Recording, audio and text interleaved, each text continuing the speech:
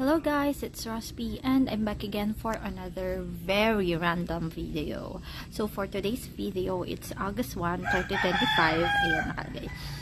Salt air. Charot. Kumanta talaga.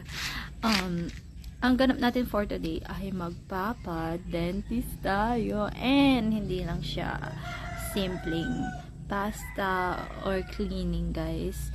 Magpapa-dental operation ako, yes. And minor surgery siya. Kasi ang kailangan gawin, tatanggalin yung wisdom tooth ko. Opo. So, sa mga hindi nakakaalam dyan, wisdom tooth ay yung pinakadulong ngipin natin dito. Sa dulo nga, diba? So, nandito siya.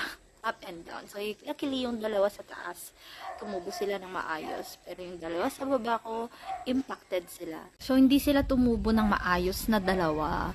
And 2 days ago, sobrang sumakit dito sa my left side.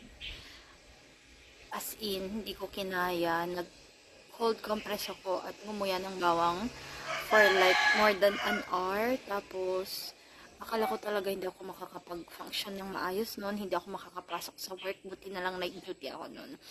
So, buong left side ng mukha ko, sobrang sakit. Nagda-radiate yung pain. Tapos, hindi ko talaga kinaya, guys. Nagpa-baby ako sa nanay ko. Umiyak ako, guys. After ko umiyak, na-relieve naman ako. Nakapasok naman ako sa work. Pero, sumakit ulit kinabukasan dahil nag-duty ako.